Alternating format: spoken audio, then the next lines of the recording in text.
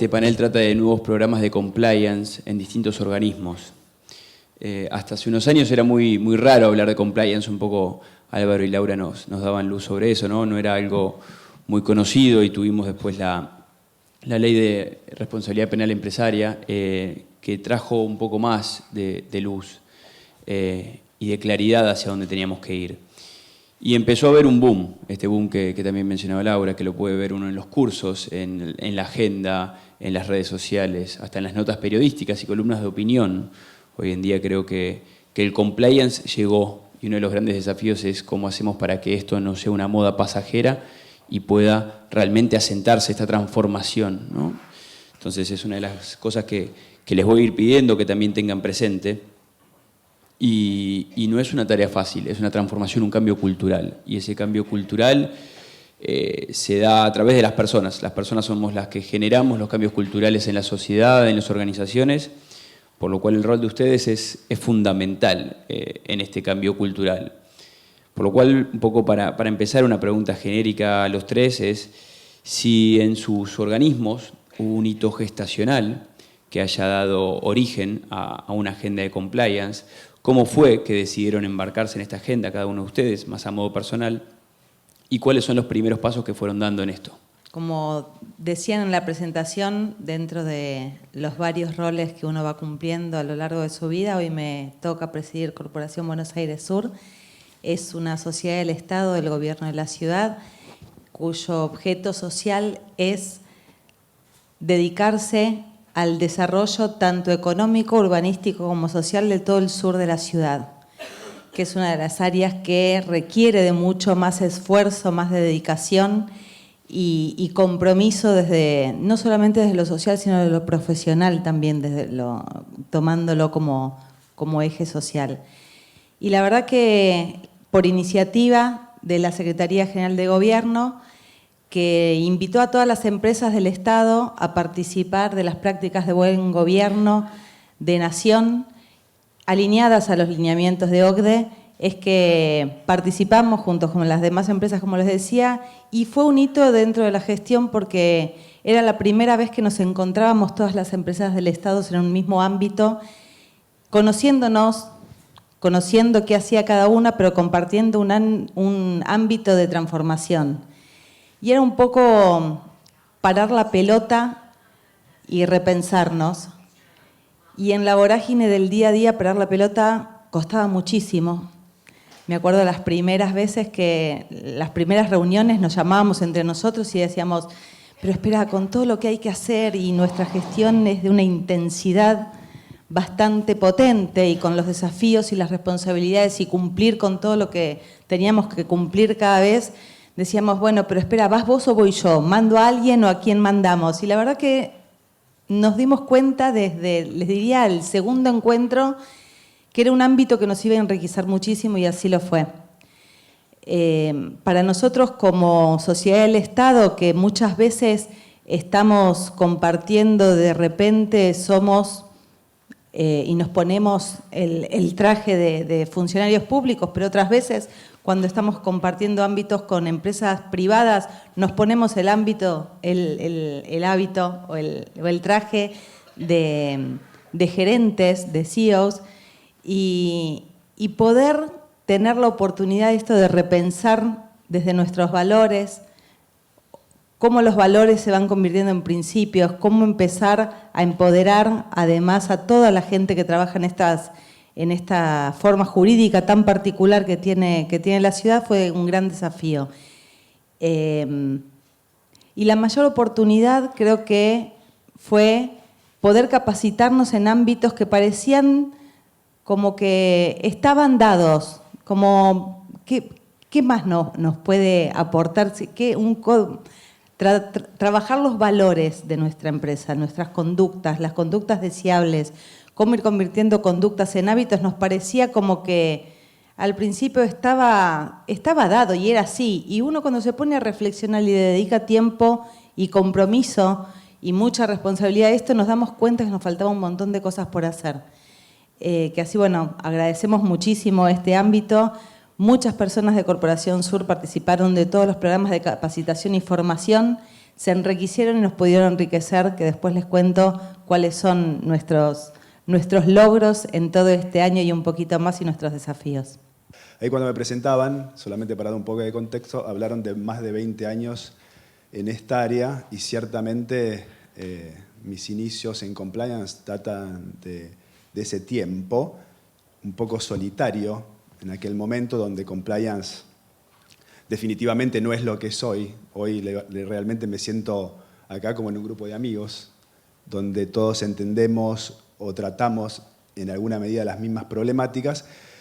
Inicié mi carrera, digamos, en una compañía multinacional de origen americano, donde compliance realmente estaba en el ADN de la organización, donde definitivamente ya se hablaba en aquel momento de prácticas anticorrupción, se hablaba de prácticas antilavado de dinero, de defensa de la competencia, de leyes antimonopolio, pero también combinadas con un tema que es crucial dentro de cualquier programa de compliance, que tiene que ver, y lo nombraron muchas veces aquí, con la cultura organizacional, con esto de la integridad, los valores, la ética, ¿sí? Donde normalmente, o por lo menos en aquel momento, esto no era un dado y era algo que realmente se hacía si se podía. Lo importante era cumplir con lo mínimo indispensable que normalmente estaba definido por la ley, ¿sí? Y entonces, unos años después, me tocó participar de procesos de adquisiciones dentro de esta compañía, adquiriendo compañías nuevas. Y ahí es donde empiezo a ver nuevamente lo que significa el crear un programa de compliance desde cero, donde tuve contacto con esto de la cultura organizacional de compliance, ¿sí? Que tiene que ver con realmente generar ese ADN de la organización para todos hablar el mismo idioma. Y entonces ahí empieza el recorrido y fue definitivamente lo que más me llamó la atención, donde realmente empecé a abrazar y a querer mucho a esta función, porque además nos permite a todos estar en una multiplicidad de áreas, tantas como las hay en una compañía, ¿sí? Esta área típicamente era un área relacionada al área legal y con el tiempo esto se fue transformando y hablaba Laura de transformación y esta palabra me encanta porque originalmente hablaba de implementar una nueva cultura, pero ciertamente no es implementar una nueva cultura, es un proceso de transformación que lo que me está pasando hoy en mi compañía. Yo formo parte del equipo de YPF Luz, una compañía que está conformada por dos grandes accionistas, YPF Sociedad Anónima por un lado y General Electric por otro, y que ciertamente tienen muchas demandas desde el punto de vista de la protección de su marca, de su reputación y demás, ¿no? Entonces, la cultura está. El proceso de transformación en esta compañía nueva, en la que hoy estoy, tiene que ver con esto de ajustar ciertas cuestiones que hagan definitivamente que compliance esté en la vidriera de la ejecución de la compañía, de la ejecución estratégica de la compañía. Vamos a hablar un poco después de qué se trata esto, pero definitivamente creo que este es el momento donde están sentadas las bases a partir del acompañamiento de una regulación y de un network como el que se está generando para realmente dar pasos serios para esta transformación que todos buscamos desde el punto de vista de compliance. La verdad que con un desafío muy grande significó, yo ingresé en AFIP un lunes 11 de julio del 2005, lo recuerdo como si fuera hoy. Teníamos DNEO, ¿no? Es interesante, es un cambio importante.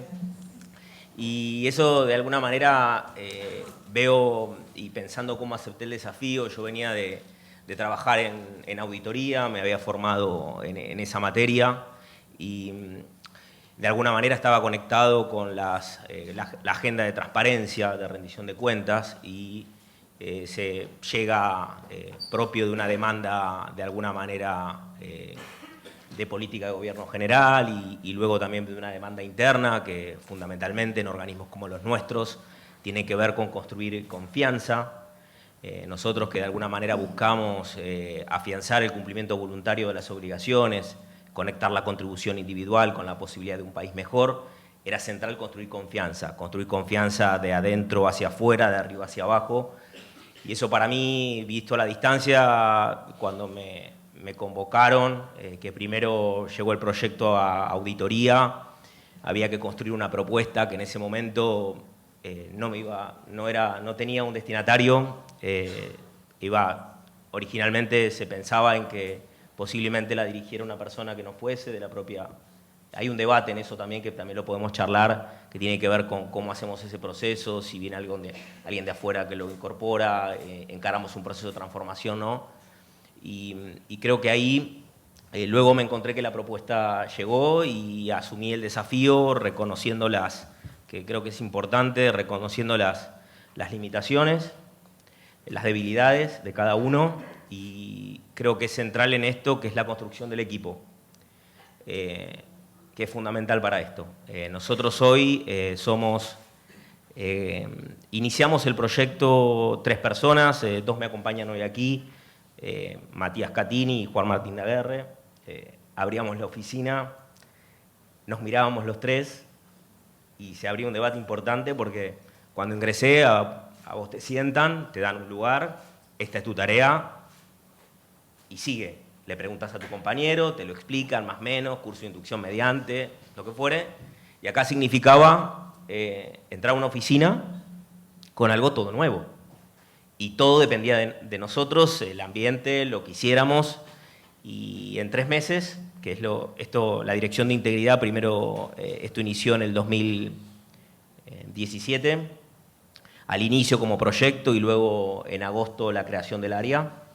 Y los primeros 3 meses anteriores a la creación del área, el desafío de construir, de hacer el diagnóstico y de armar el equipo. Creo que en el equipo es fundamental. Hicimos un equipo mixto, después lo charlamos, pero en esto es importante porque la construcción del equipo creo que es central. Nos acompañan, nosotros buscamos algo que decía el ex administrador federal, el doctor Abad, vinculado a no cocinarnos en la propia sopa, ¿no? En hacer algo que no solamente lo hiciéramos a medida, sino que buscáramos en el sector privado lo mejor y también buscáramos el asesoramiento. Nos asesoró un experto en la materia, la doctora Madriani Drogo. Contamos con también la asistencia técnica en este tiempo de un representante de la Oficina de Asistencia Técnica del Departamento del Tesoro de los Estados Unidos, que tengo el privilegio también de que hoy nos acompañe en el día de hoy, porque justo coincide con las 2 semanas de su visita. Así que lo que hicimos fue reconocer las limitaciones, abrir el juego y aprender. Yo quisiera sumar al concepto de transformación el proceso de construcción colectiva. Es importante que las organizaciones reconozcan a esto como un proceso de construcción de todos, de no un todos trillados, sino de un nosotros de alguna manera en relación al todos que nos interpele a ser mejores personas, mejores ciudadanos y en el fondo mejores servidores públicos, que bueno, en algún punto es lo central de nuestro rol. ¿Qué recomendaciones le harías a alguien, un ignoto como yo, que le pueden encomendar abrir una oficina de compliance en una empresa? ¿Qué recomendaciones tiene que tener en cuenta para que no se encuentre lo que le pasó a Marcos, no decir hacia dónde vamos, sí, cuáles son los pasos? ¿Cómo asociarlo a una visión estratégica para ser clave? ¿Sí? Cuanto uno más cerca del corazón está, más clave es y más cerca del negocio se puede sentir.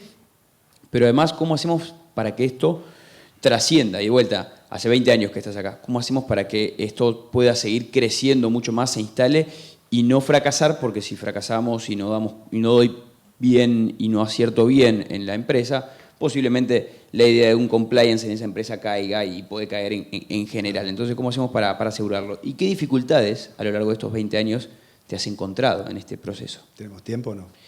5 minutos. Buenísimo. Bueno, voy a tratar de responder la pregunta en algún orden. Definitivamente hay 2 o 3 cosas claves que por lo menos he aprendido a lo largo de estos 20 años, muchas veces de la forma más dura, pero aprendido al fin. Y tiene que ver justamente con algo que normalmente creo que en cualquier programa, no solamente de compliance, pero especialmente el de compliance, se deja para después y es el tema cultural. Y tiene que ver con esto, yo lo miré antes, el ADN, ¿no? Cómo volver compliance parte del ADN de la organización. Creo que es uno de los principales desafíos que tiene cualquier compliance officer al tomar la función. Y empieza desde arriba hacia abajo. Pues la frase va a sonar trillada, pero finalmente la importancia que le den arriba en la organización, en los estratos más altos de la organización, va a ser después que mi programa de compliance sea o no exitoso.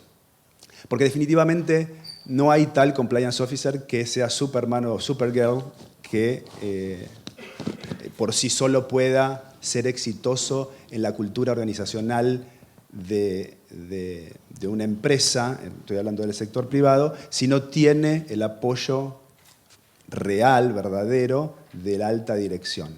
Y esto es, entonces, en términos de estrategia o consejo, es cómo nosotros en nuestra gestión convencemos a toda esta gente que tiene poder de decisión sobre la estrategia de la compañía de que compliance realmente es un diferenciador, compliance es una ventaja competitiva y no todo lo contrario, lo que típicamente uno se encontraría con lo que, esto es del pushback, ¿no? De decir, bueno, lo de compliance vienen a poner el palo en la rueda, o la piedra en el zapato, o ralentizar los procesos, controles innecesarios. Hablar de prevención cuando una compañía no tiene experiencia verdadera en determinadas áreas. Digo, si a mí nunca, no tuve ningún evento de corrupción, ¿por qué debería implementar un proceso de prevención de corrupción?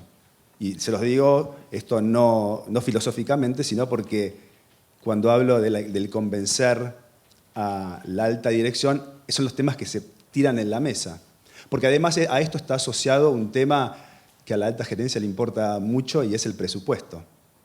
¿No? También cuando Marcos habla de equipo, que me parece fundamental, digo, muchas veces no tenemos los recursos y acá es donde es mi segundo punto importante en todas estas cuestiones que tienen que ver con los recursos. Hoy, hace 18 o 20 años atrás, era una cosa. Hoy, la función de compliance se ha sofisticado, pero también se han sofisticado los crímenes en muchos aspectos, las normas, ciertamente, y entonces no podemos pensar en un programa que no cuente con recursos dedicados. Estoy hablando no solamente de recursos humanos, porque en mayor o menor medida puede la compañía enfrentar ciertos desafíos en este sentido, pero también tecnológicos para controlar determinadas áreas que tienen que ver con la propia compañía. Hoy hablaba Marcos, un comentario que hizo, me parece importante resaltar esto de el programa de compliance que tiene que estar diseñado a la medida de la organización y no querer pensar que con un paquete o con un libro o con un texto puedo implementar rápidamente un programa, ¿no? Y entonces esto es los recursos, entonces la cultura, el apoyo del liderazgo más alto de la organización y un tema que me parece también importante como grandes pilares es el canal de línea abierta, o si quieren llamarlo hotline o canal de integridad. Este tema que algunas compañías ya lo tienen, hoy quizás es mucho más conocida, es importante no solamente tenerlo y decir que lo tenemos, sino qué hacemos proactivamente para que esto funcione, porque definitivamente es un área importante, no solamente para la detección de los riesgos, sino también para generar una cultura y el compromiso organizacional a la hora de robustecer mi programa de compliance. Y ciertamente en términos de desafíos y qué es lo que hago en la organización para sortearlos es trabajar muy de la mano con la gente. Es crítico desde el punto de vista de un compliance officer conocer todos los detalles de la organización. ¿Qué es lo que hace? ¿Dónde opera? ¿Cuáles son los riesgos? ¿Dónde opera? ¿Cuál es la industria en la que opera? Y en función de eso establecer su mapa de riesgos y de forma tal de poder diseñar definitivamente este programa y no tirar tiros al aire, que es normalmente lo que nos pasa. Bueno, creamos acciones para decir que tenemos un programa de compliance, pero que realmente no son efectivas. Y después medirnos, ¿no? ¿Qué tan efectivos somos en todo lo que hacemos? Porque yo puedo hacer muchas cosas, mi agenda puede estar completa, pero de las 10 cosas que haga solamente le llega a la gente o a la organización 1 o 2. Entonces, en esto de vencer los desafíos, para crear cultura, para convencer a la alta gerencia o a la alta dirección, es mostrar resultados, ¿sí? Los resultados son claves. La organización vive o muere por los resultados. Nosotros, desde el punto de vista de compliance, tenemos que tener una cultura de resultados importante de forma tal que la organización entienda la importancia de tener un programa y que no es un área administrativa que está por ahí para cumplir alguna función que puede ser regulatoria en algunos casos o puede ser aspiracional en otras, y entonces verdaderamente convertirla en el ADN de la organización. Muchas gracias, Sebastián. Karina, te conocí cuando vos eras legisladora, yo era un asesor ahí. Sé que sos una mujer de valores, sé que has empujado muchas iniciativas de valores en Corporación Buenos Aires Sur, incluyendo tú una agenda de género muy potente. Y un poco lo que decía Sebastián, el rol del líder, ¿no? Estos cambios culturales van de la mano de un liderazgo, y ese liderazgo cuando viene de arriba hacia abajo es crucial. Entonces, ¿cuáles para vos, cuáles tus desafíos en este sentido para poder implementarlo? ¿Y cómo crees que podés dejar un legado más allá y que trascienda tu gestión en Corporación Buenos Aires Sur para que esto pueda seguir avanzando el día de mañana? Bueno, de todo, ¿eh? Claro, re simple. Bueno, voy a intentar ordenar todo lo que voy pensando mientras los voy escuchando a cada uno. Creo que primero está el liderazgo del jefe de gobierno, que nos impulsa con todos los temas de transparencia y buen gobierno a todas las áreas de gobierno, a todos los funcionarios, no importa el cargo. Y en eso ha trabajado mucho a nivel central el gobierno de la ciudad en definir los valores que nos identifiquen a todos. Y son valores muy realizables y muy al servicio de la gente, que es nuestro rol como funcionarios públicos, que son la cercanía, el trabajo en equipo, la solidaridad, el hacer, el valor del tiempo, la austeridad. Y nosotros como Corporación Buenos Aires Sur, como las demás empresas del Estado, tomamos estos valores y creo que los convertimos en nuestros principios rectores.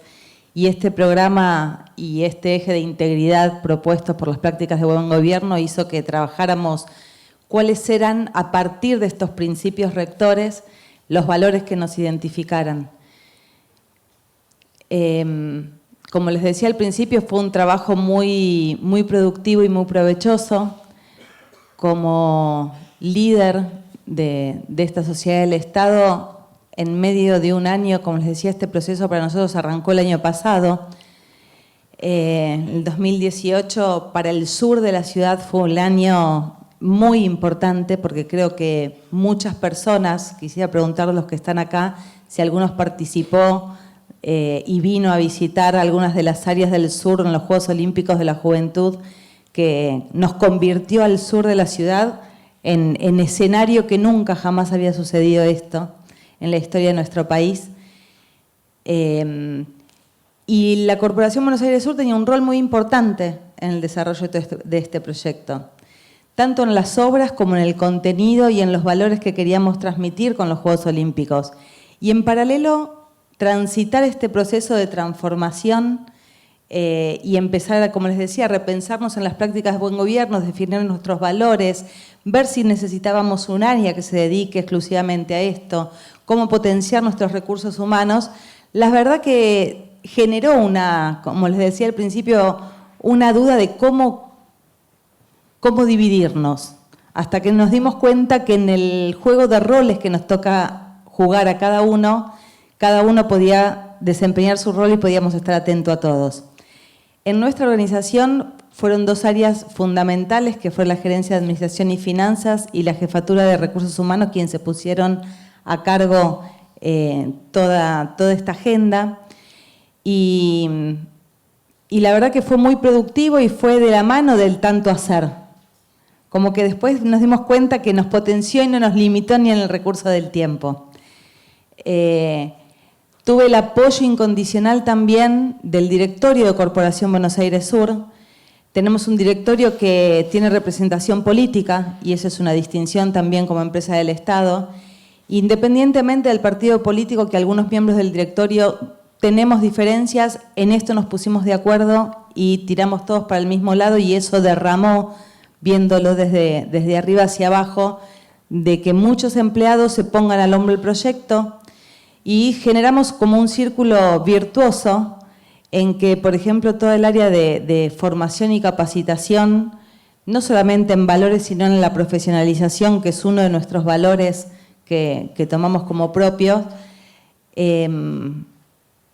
fueron muchos de los empleados quienes quisieron empezar a tomar roles de protagonismo. Nosotros tenemos un área que es muy fuerte dentro de Corporación Buenos Aires Sur, que es la gerencia de obras. Hacemos muchas obras en el sur de la ciudad, siempre acompañando a las distintas áreas de gobierno. Y la verdad que hubo cambios enormes, nuevos códigos de edificación, nuevas leyes, nuevos códigos de planeamiento, y tuvimos que trabajar mucho eso hacia adentro.